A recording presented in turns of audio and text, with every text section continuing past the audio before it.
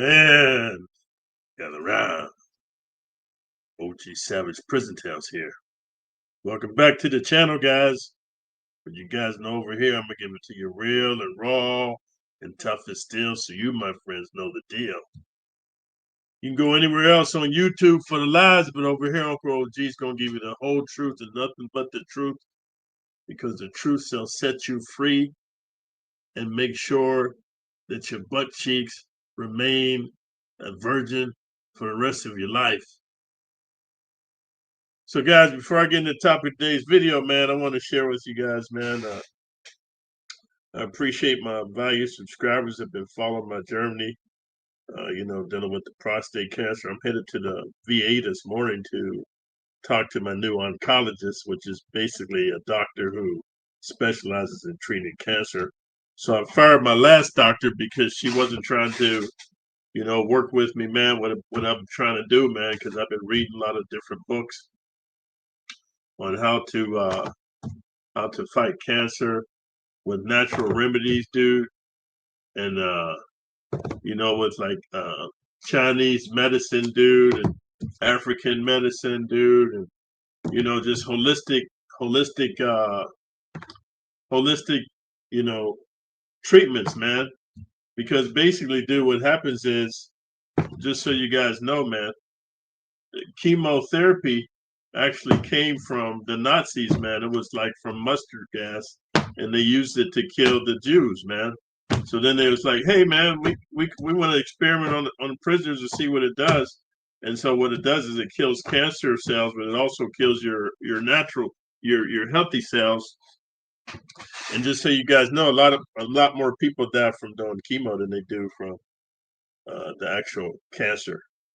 So, I got 5 doctor friends that have been talking to me about different things and supplements and ways to eat. I'm doing a plant-based diet, dude, drinking a lot of alkaline water, things of that nature. And I feel really great. So I'm going in today to run new labs, man, new x-rays, MRIs to check everything because I want to do a comparison from when I first was diagnosed with stage 4 prostate cancer to now that I've been on hormone therapy and plant-based diet and this clean living, doing mostly cardio and martial arts. I only lift weights once a week. So what else is important, man, because I appreciate my valued subscribers who've been following me from the old channel, came over here, and you've been supporting me, even though I'll be doing a lot of re-uploads. 80% of you guys asked me to re-upload older videos from my channel, my previous channel. I still have not found my external hard drive that has like all of my previous videos, but I got some older videos I've been uploaded. So if you notice, like every 10th video is a new video, or every 8th video is a new video, where you can see how I'm here in Baltimore, Maryland.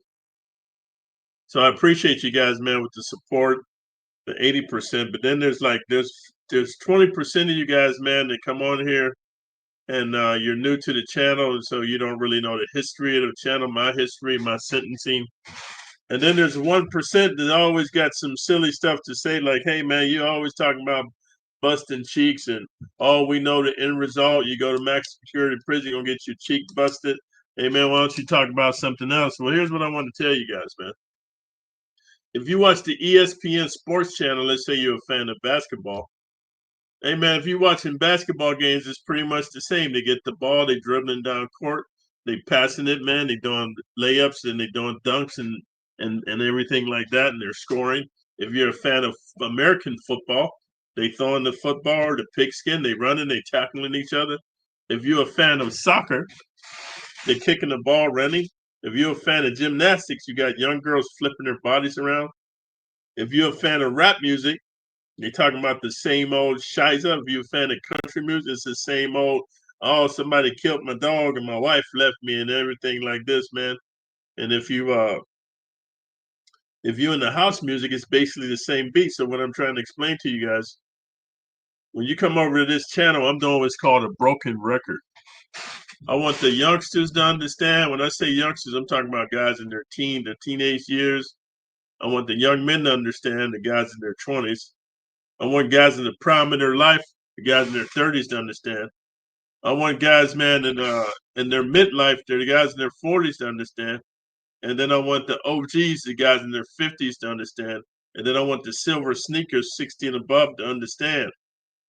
You've been lied and beguiled and misled. Maximum security prison is just a big homosexual fest of bucks and cucks. The bucks in there is the genetically gifted guys, very big, very tall. A lot of them are trained. A lot of them hit the genetic lottery. They can fight. They're savage. They believe in the devil, dude. They follow Lucifer. They have no morals, no conscience. Most of them have life in prison. And because of the decisions they've made and the actions they've taken, they got the rest of their life behind these walls, and they ain't caring nothing about you if you got a date or if you're a young. When I'm saying date, I'm talking about a release date. If you're a young dude with a future, bright future ahead of you, you got some. You're only doing like maybe 10 or 15 or 20 years. You're gonna see the light of day.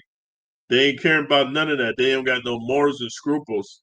So I had to make these videos, man, so you understand. Don't listen to your OG homies. They lie. Here's how you know. Anybody that's older than you, man, they involved in the drug trafficking, gang banging. They're a gangster, dude. Illegal activity, kidnapping people, extortion, sex trafficking, and they trying to bring you into the fold. They don't really got love for you. How do you know why? Ask me. Hey, Uncle OG, how do you know? How do you know is if a dude is in a position of power and authority in your hood, your barrio, your trailer park, dude, you're part of the impoverished part of the world. He's got money and power and clout, and he's running the community, dude, and he sees you coming up. You have the opportunity to go to school and play sports, man, and get good grades and go to college, man, and become a square dude. And he encourages you to do a life of crime, bro. Hey man, he's demonically possessed. He's a satanic entity, dude, and he's a sodomite, bro, and he's a pervert. He's gonna fuck yours off when he has the ability. Hey man, watch this movie called The Departed with Jack Nicholson, bro. I'm not agreeing with everything he did, but he sent guys to be schooled to be doctors, lawyers, police officers, politicians, bro. He financed their lifestyle. Watch this movie called I think it's called A Bronx Tale. The guys that have money, dude, they encourage the young dudes, man, not to get into that life, bro. Because man, they know what that ends up, man, is prison or death. So why they want to mess yours off? Because they don't care about you. So just because you think they helping you make some money to feed your family and all that, bro, it's a trick, man. It's the carrot in front of the horse, bro. They teach you short term gain instead of long term gain. So with that very powerful, impactful introduction, let's get to the topic of today's video, guys, which is in maximum security prison, if you're a small man, fight very dirty so your butt cheeks don't get ripped open, wet and very squirty with men's man milk deep up in you. And that's a long title because we're going to get into what it's all about. So let's get this cracking, guys.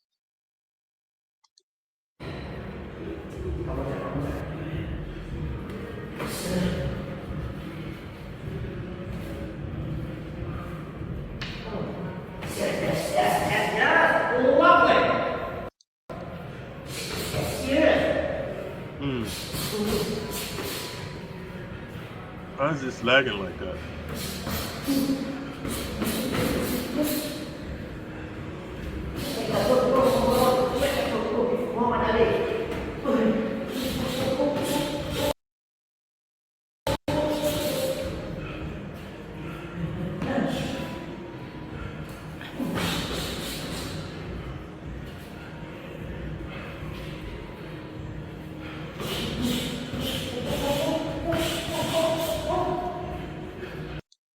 Hey guys, let me apologize. The video is lagging, but basically, this is a video of me and one of my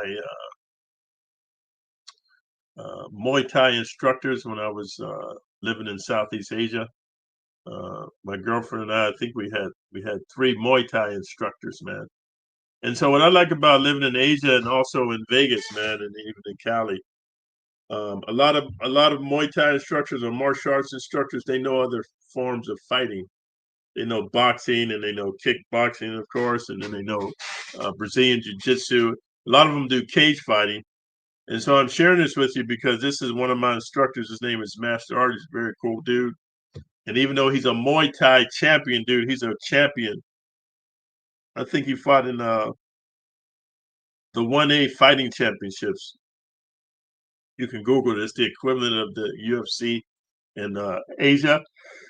And he owns an MMA gym, dude. And we used to go there and train, but he wanted to, sharpen his boxing skills. So he asked me to spar with him. And I didn't want to do it because, dude, this is why they have weight classes in real life. Like when the UFC first started, there was no weight classes. And it was just atrocious because there was biting and eye gouging and pulling of nuts and everything, breaking stuff. And it was too uncivilized for American viewers. So Dana White said, "Hey man, I'm going to civilize up, make classes, and make rules. So now you guys got the watered down version, but the original uh, Ultimate Fight, the original cage fighting, bro, it was no holds barred. There's a movie called No Holds Barred.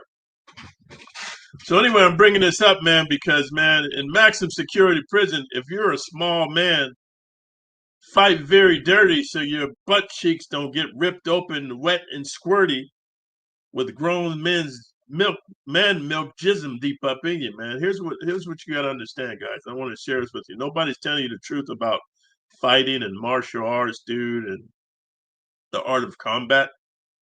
If you have two people equally skilled, listen to me, guys, two people that are equally skilled, like don't be watching these movies like Ninja Assassin and Bruce Lee's movies and all these Karate Kid and all this science fiction bullshit where you take a guy, everybody grew up in the Buddhist temple, and then one guy just, the parts he breaks away from the Buddhist temple, and they send 500 guys that he grew up with after him, and he kills everybody. That's not the way it works. If you have two guys that are equally trained, like say both of you guys took MMA at a sanctioned school where they teach you stand up like boxing, kickboxing, karate, transitional like judo, and then they teach you some ground game like uh, you know Brazilian jiu-jitsu or wrestling, bro. And y'all both trained there. Let's say this is what I think is a really good situation. Let's say you start training at 5 years old, which I think is a good. If you're a parent, get your sons or daughters involved in sports and martial arts and music at 5, dude. But they're so everything is like Jesus said, they're wide-eyed, dude, and they're everything's an adventure. They're open to different things, and don't let them be quitters. But you put them in martial arts, sports, and music, and books, and let them blossom at 5. And so then let me check this out, guys. After they've been in this thing for 15 years, at 20 years old, dude, they got mastery in mixed martial arts, cage fighting, bro. And they grew up doing it, man, while their body was pliable. They were young, dude. They were full of adventure, just open minded. They thought it was a game. So you got two people that are equally skilled, but let's just say one dude, he comes from a family of like short people, short, stocky people. And you have another dude, he comes from a family of long, lanky dudes, man. And then the short, stocky dude, his parents tell him, "Hey, don't lift weights because you're short already. It's going to prevent you from growing, and it's not good because we want you to be tall as you can be. So don't lift weights," which is a fallacy. But then the long, lanky dude, his parents tell him, "Hey, you long and lanky and skinny, you got to lift weights, man, to bulk up, man. So you know what I'm saying? You have some formidable striking power, right?" So he starts lifting weights, and when guys hit puberty, like 11, 12, 13, they start hitting puberty, dude. Some dudes hit the genetic lottery and they just blossom. They grow up big and tall. I call them early bloomers. I was a late bloomer. I really didn't hit my stride, man, till I was like, to be honest with you, till I was like, I think I was like 25. Yeah, when I got out of youth authority maximum security prison at 16, I was pretty small and jacked, but I was only like 5'11", 185 pounds. And when I went in, I was 5'8", 135 pounds. So I put on 50 pounds and you know, uh, I gained a few inches in height, man. So it was like a metamorphosis. But it wasn't until I joined the military at 17 when I started all the running and the training of martial arts, like hardcore, and then doing powerlifting and weightlifting and bodybuilding, dude, just expanding my repertoire and eating all that good military food in the chow hall. Man, I just started blowing up, dude, and really hitting my genetic potential. I'm sharing this with you because you have back to the two guys, the little short, stocky dude. He doesn't have the reach, the arm reach. His legs is short and stubby. The tall dude, man, he grew up to be looking like Shaq, right? But they both know MMA. They both know cage fighting. And dude, if they go up against each other, man, this is the reality. If two people are equally skilled, the one that's bigger and taller and stronger is always going to be the victor. So let me see if this video quits lagging. Let's check it out.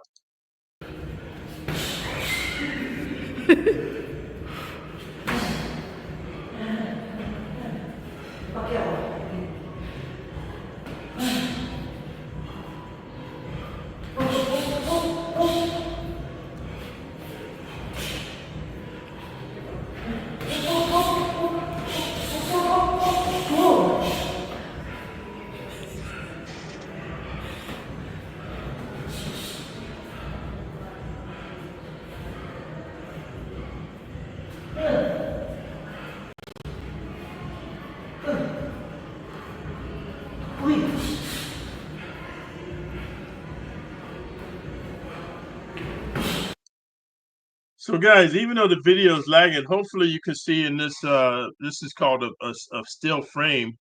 You can see the height and weight and the reach disadvantage that my Muay Thai instructor, Master Art, who is a champion, dude. He's a national champion, dude. And mixed martial arts, cage fighting, and Muay Thai. But with the bigger, stronger dude who's got longer arms, longer legs, dude, he's at a disadvantage. He cannot get in because, dude, just my jab alone, oosh, oosh, oosh. And just to be fair, boxing is not his forte. He just wanted to sharpen up his skills. What I like about training and with serious competitors, they're not afraid to uh, take a loss in the gym or to learn some new skills by losing, because you actually how you win is by losing. The way you become successful is to fail a lot, to fail rapidly, to fail fast, learn from your failures.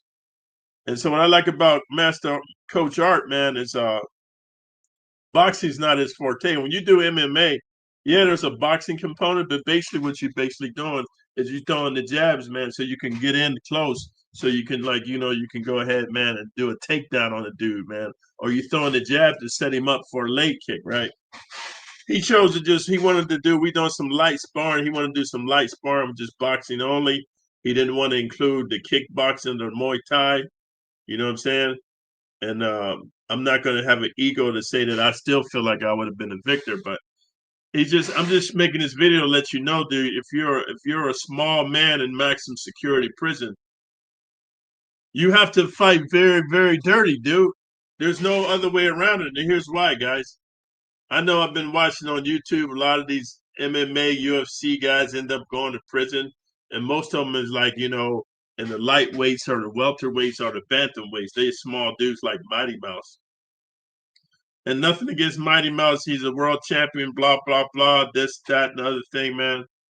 But I'm here to tell you, man, if you think that Mighty Mouse can beat Brock Lesnar, dude, or Kimbo Slice, or John Jones, bro, or Randy Couture, or who's the guy I don't like? Rampage Savage. That motherfucker's an asshole. I did a movie with him, dude.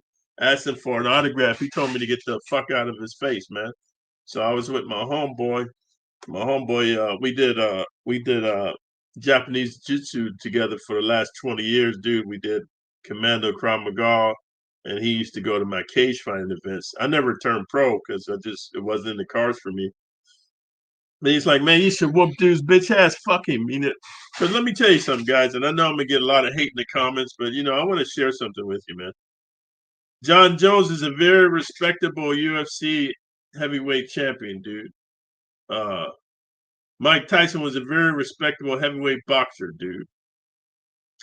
Uh, who else can I talk about? Mighty Mouse is a very respectable MMA guy. But if you think they're the baddest motherfucker on the planet, man, you got another thing coming, man. Let me tell you something. In professional sports, there's politics, dude. There's gambling, dude. There's handling. What is handling? Handling means that your manager picks the fights. Like there's a bunch of fighters lined up to be next to fight. Your manager looks at their history, looks at their track record, looks at their fighting style, and they have picked the fighters for you to fight so you can ascend to be the world champion or the top champion. If you don't believe it, dude, you need to start doing the history of things, bro. There's a movie you can watch called what's the one with Ving Rhames and Wesley Snipes? They're in prison and Undisputed. Hey man, there's many different situations where the dude that's the heavyweight champion of the world, he's the one that the organization or his trainers or his managers, handlers have picked the right fights to make him number one in those sanctioned fights. But if you think he's the baddest motherfucker on the planet, dude, you are disillusioned and you need to read some more books and you need to travel more. So with that being said, what I'm saying is, dude, my homeboy was like, hey, you should whoop his bitch ass, man. Cause just, hey man, let me tell you something. Just cause you are a UFC world champion, whatever, that don't mean you're the baddest motherfucker on the street fight, man. Let's be clear, guys. There's a difference between fighting with rules, street fighting, and fighting in prison, dude. Life or death situation. And here's what life or death is. In prison, if you're a small man, dude, and you're in there with big, swole, ginormous motherfucking Cro-Magnon Neanderthal type of sodomites, dude, perverted demonic entities in there, and you trying to maintain your masculinity, the life or death fight is when a dude's trying to take your cheeks, bro. He's basically trying to kill you because here's why, dude. The dude will beat you unconscious or beat you to death and just go up in your butt cheeks. But let's just say he beats you unconscious because a lot of you be like, oh, he gonna have to kill me, man. And you ain't even been knocked the fuck out before. Sometimes you get knocked the fuck out so hard, you thinking you're dead. But you just in a sleep you ain't never had because you ain't never been knocked the fuck. I've been knocked the fuck out over about 200 times, man. So I know what it's like. Not in prison, see? A lot of you guys come on here talking about, AOG, why you always talk about your wins? You never talk about your losses in maximum security prison, man. I took all my losses in the street as a teenager, as a young boy, in the military, as a soldier, don't know smokers. If those of you know what a smoker is, dude, put a 10 in the comments, man. Just say 10 smokers. If you know what a smoker is, you're in the military. So, man, I took all my losses in smokers and martial arts competitions and full contact karate, dude. Street. I was doing street fighting a lot, dude. I was fighting as a bouncer, dude. I was a bodyguard doing fighting and stuff and protecting people. I took my losses on the streets, so I learned how to be very efficient, very effective in fucking a motherfucker up. I ain't going by no Queensberry rules talking about, hey, man, put up your dukes, man, and let's square up. No, fuck all that, dude. I'll stomp on your motherfucking toes and kick your knee backwards and rip your balls off and then shove them into your motherfucking eye socket and then bite your fucking nose off. Fuck bite the ear off. I'll bite your nose off, dude. I ain't trying to play all that, dude. Because when two grown men are fighting, bro, it's a high probability somebody's going to die or two somebody's. I've seen a lot of times in maximum security prison where two swole motherfuckers stab each other to death, man. Because in maximum security prison, nobody fights fair, guys. Nobody. Now, I can't talk about minimum security prison and band camp, dude, and all this fucking outside the gate camp and kumbaya camp and s'mores camp and marshmallows camp, skipping through the daisies, holding your mama's skirt camp. I can't speak on those. I can tell you what I've seen personally in maximum security prison when dudes get to fighting, whether it's over drugs or gambling or over these sissy boys or over disrespect, over phone time, over TV time, dude. And I've seen two grown men kill each other because they both savages, man. So the moral of this video is if you're a small dude, if you're a small man in maximum security prison, you must fight very, very dirty because it's a life or death situation. Because once the dude busts your cheeks, here's what you got to understand. And this is why I harp on this so much, and it's called broken record I talk about it over and over and over and over. 5 minutes later, over and over again. Because in maximum security prison, the sodomites and the perverts and demonic entities, bro, they have AIDS already, bro. They've been in prison for 20, 25, 30, 35, 40 years, going deep up in men's butts raw, bro. There ain't no condoms in prison, dude. They going all up in there with the poop and the blood and the semen and the feces, bro. And then they just going around, just going all up in all the gay dudes, busting dudes' cheeks. So the first thing is they pass and they giving you AIDS, HIV, bro. Then they give you Hep C and Hep V and HPV. And some of them got syphilis and gonorrhea, man.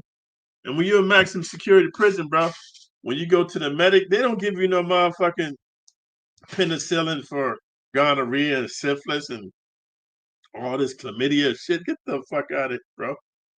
When you go to see the medic, the only thing they're trying to do is stitch your ass up so you can continue to do your motherfucking time. They want you to give people AIDS and HIV and Hep C and Hep V and hepatitis, dude, and gonorrhea and syphilis and HPV. So then you feel like your life's fucked off, man. Then you just start fucking off other people's lives. That's what it's about. It's a vicious cycle. So let's continue with this video, man. Maybe it won't freeze so much.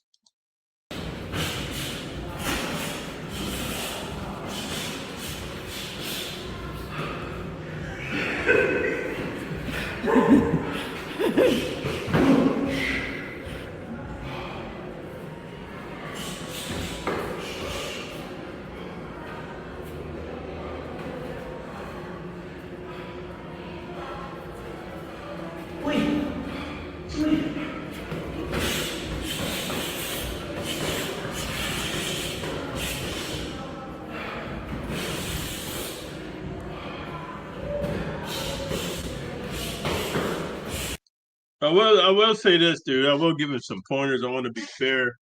He taught me and my lovely girlfriend a lot of, man, good Muay Thai, dude. The proper way to do elbows, spinning elbows, upper elbows, downward elbows, to use knees, inside knee, outside knee, spinning knee, kicks, man, punches, man. He's a very good instructor.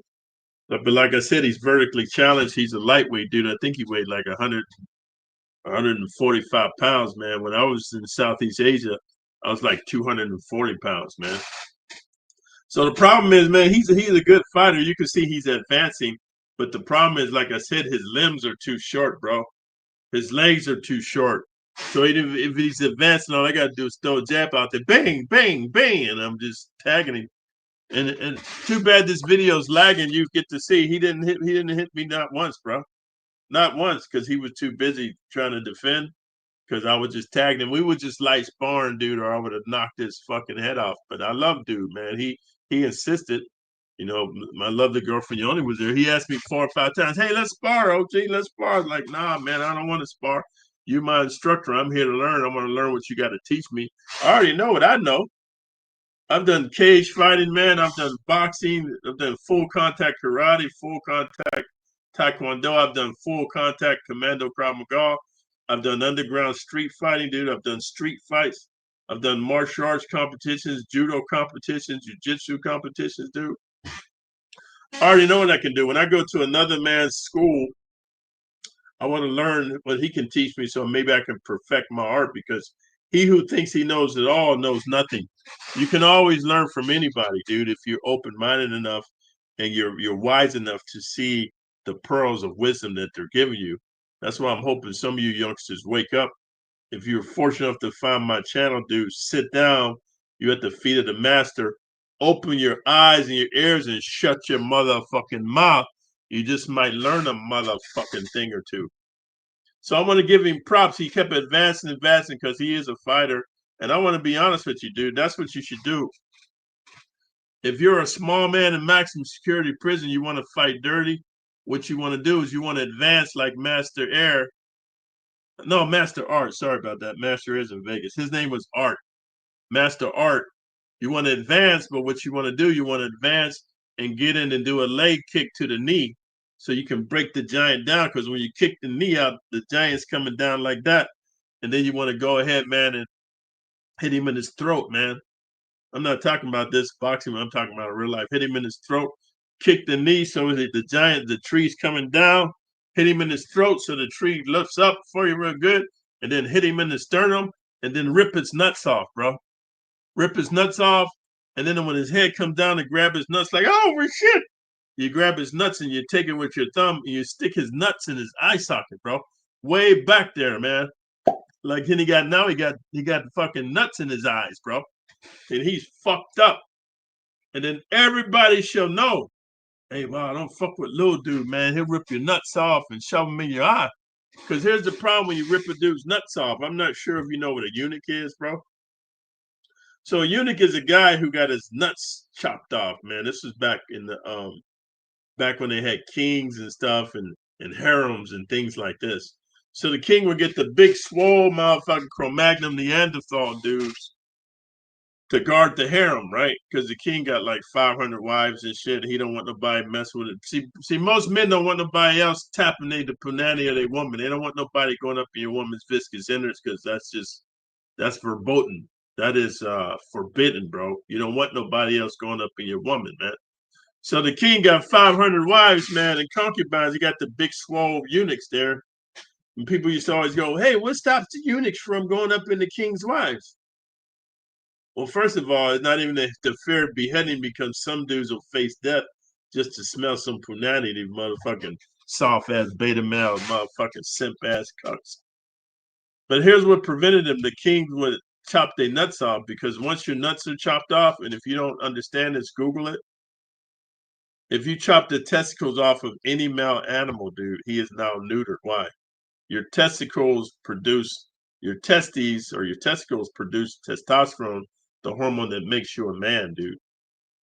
It's the hormone that makes you a man. Testicles produce the testosterone that goes to your prostate that makes you produce semen to bust nuts. But without the testicles and your testosterone, bro, your brain doesn't register that you're a male. You don't get horny, so you got a flaccid penis, and it don't work. That's why you saw the movie Games of Thrones with the Unsullied. They were so mean and angry because, man, they never got to bust a nut in their life. So if you're a small man in maximum security prison, you fight very, very dirty. Like I said, one of the main tenets is you rip the dude's nuts off, shove it into his eye socket, and here's why. Man, the predators and the sodomites and the Luciferians, bro, they're perverts. They're like Caligula, man. If you don't know who Caligula is, Google him. The Roman Emperor Caligula. You just want to go up in men's butts. But if you rip a dude's nuts off, he can't bust nuts anymore. So then all the other lifers, all the other sodomites, all the other perverts, dude, the Luciferian Satan worshippers be like, oh, fuck. Don't fuck with little dude. He rip your nuts off, and then we can't bust no more nuts because even though they got life in prison, they want the way they enjoy their life in prison is busting nuts deep up in you, talking about Oklahoma. I'm so far happy. You're not a man no more, but you a woman. He talking about Mississippi, Mississippi. You coming so far, baby. I'm a woman now. I'm your woman. Get the fuck out of here. So that's why, in this video, man, if you're a small man, a lot of small dudes, man. I remember when I was in corporate America and I was playing the square role. I had a black belt in Japanese jiu-jitsu, Brazilian jiu-jitsu, judo, and karate. And then I used to underground street fight, dude, just to make money. You know what I mean?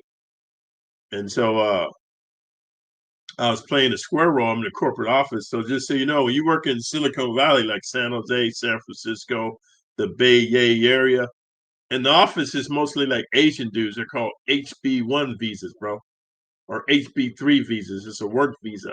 They bring them over from Asia or India, dude, or different places, man. Russia. Just so you know, Russians are Asians. Just so you know, and the people in India, they're Asians too. Just so you know, those of you who don't study geography.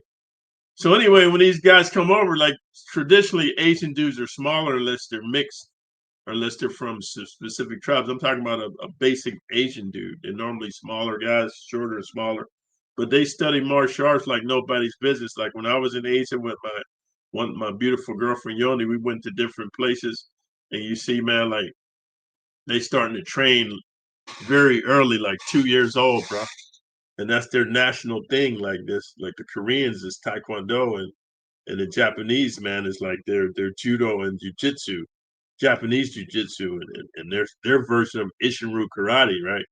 And the Chinese is into their kung fu and Wing Chun and Jeet Kune Do, right? And Tai Chi, and the people from Thailand, man, they're into Muay Thai, and Taiwan, they're into all those kind of sacred arts, and Indians got their own art too. Indians from India. So what I'm trying to say, they raised like that. So even though they're small in stature, when they come to America, they normally be beating the fuck out of bigger dudes. But see, here's the problem: when I was in corporate America, I was acting like a square, and I was getting promoted over Asian guys. Man, they'd be like, "Hey man, how you had a big monkey promoting me, man? Hey man, after work, I'm gonna whoop your ass." And I tell the Asian dude, I used to wear glasses. I go, "Hey my man, you need to tone down, man, because I'll report you to HR, and I'll sue the whole company, and I'll sue you." Why did I say that, guys? Because I knew in my mind I'd beat the snot out the dude. I'd beat him to death.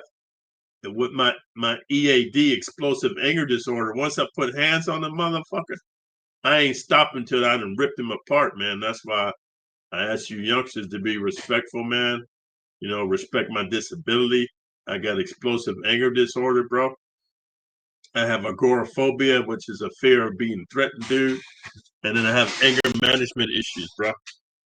I've been in counseling for over 30 years. So when I come on here trying to educate you, man, just take it for what it is. You don't always have to agree with me, man, but just understand I'm sharing with you some wisdom and insights that you don't have. How do I know?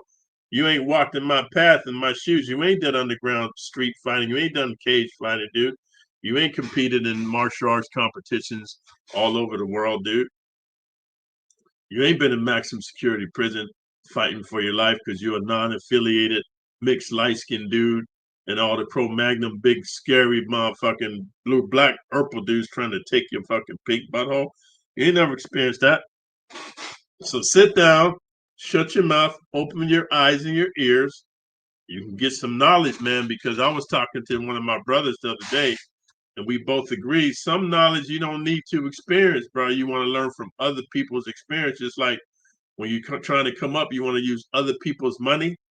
And this is what I told my lovely girlfriend. You only like the problem with a lot of people from impoverished neighborhoods and poor people is, let's say you hit the lottery, or let's say you come up in the dope game. Let's just say, I'm gonna give you an example. You come up with like, you just come up real quick with 10 G's.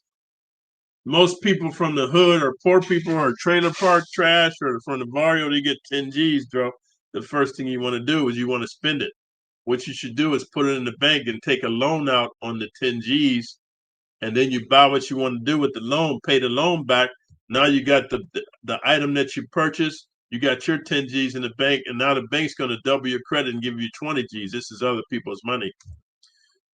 When you're a small dude and you ain't never been punched in your motherfucking face, you ain't never been fighting a lot, man, and everything. Hey, dude, you want to learn from OGs who putting them things on people, how to fight dirty, man, so your butt cheeks don't be split open wide and squirty. So let's finish this.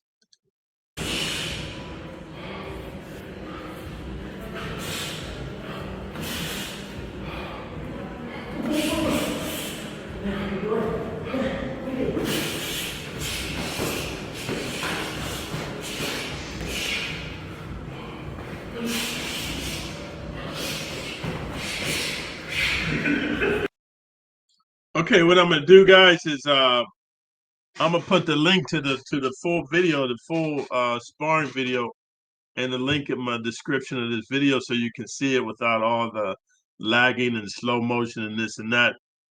But anyway, guys, thank you for staying through the video, man, and hopefully you took some notes and maybe you could rewind the video. More importantly, watch the full fight in the link in the description. And until next time, OG Savage Prison Tales out.